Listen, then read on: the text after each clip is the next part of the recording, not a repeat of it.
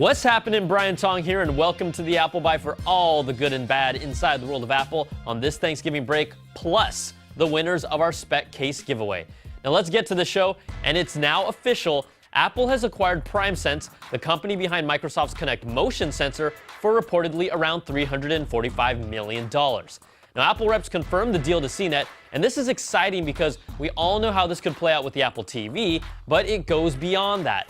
PrimeSense's newest 3D sensor is called the Capri, not those Capris, and it's a system on a chip that's small enough to be incorporated into mobile devices like phones, tablets, laptops, and more. And I don't anticipate us to be playing something like Dance Central on an iPad anytime soon, even if I want to.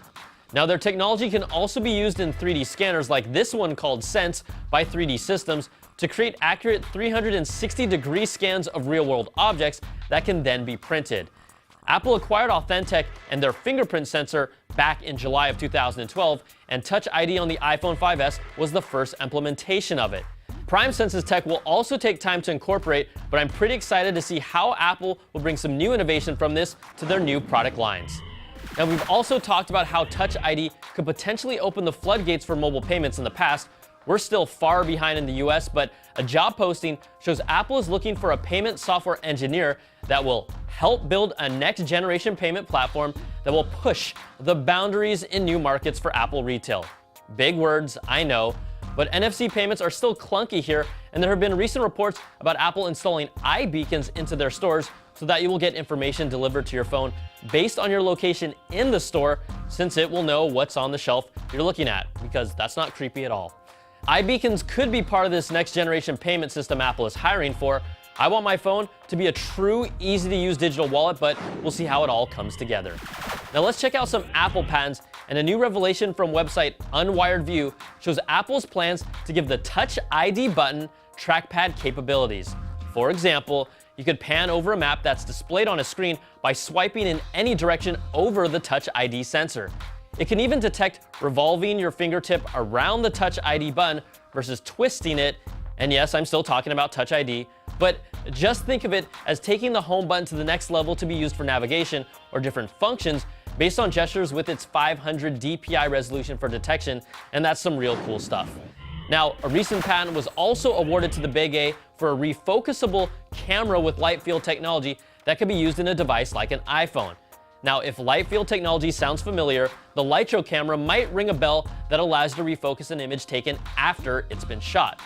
Apple mentions the Lytro as prior art in the patent, but also states its own micro lens array can produce higher quality images because of a higher spatial resolution.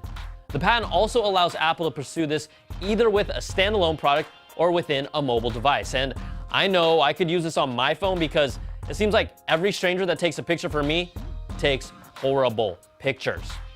All right, let's hit some quick bites and follow-ups. We talked about the large screen 12.9-inch iPad that's rumored to already be in production last week.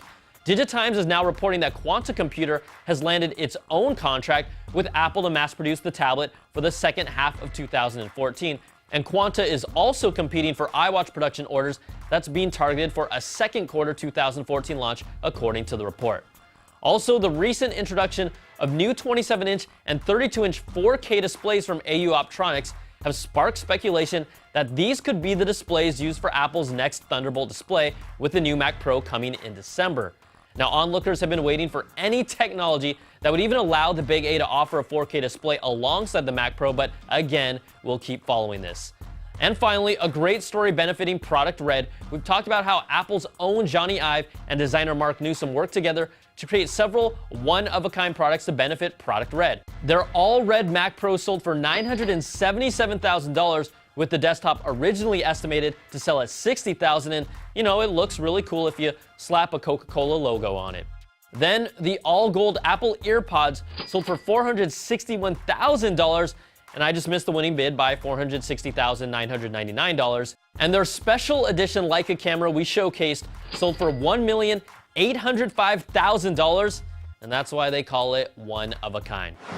All right, let's get to the winners of our spec case giveaway. Last week, I asked you to tell me what time is way past my bedtime, and the correct answer was 12:01 a.m. I'm telling you, all this isn't an accident. So congrats go to our Twitter winners, Fernando or @SoOfficialTrey_, And Patty Kenyon, who says, 12:01 a.m. is past my bedtime too, because I'm already dreaming about next week's Apple Byte. All right, I'm a sucker for that one. And our email winners, Sylvia Parks, Randy Chang, and Eduardo Lopez, who asked, how do you manage to stick the cases to your nipples like that? Eduardo, it's magic. So congrats to all of you, and I'll be in touch. And if you didn't win, Spec is doing a 10% discount off everything on their online store with the code CNET-SPEC. That's good until December the 8th. All right, that's going to do it for this week's show. Send me your deepest thoughts to the applebyte@cnet.com or tweet me at Brian Tong if it fits in 140 characters. I'm Brian Tong. Thanks for watching, and we'll see you all next time for another Bite of the Apple.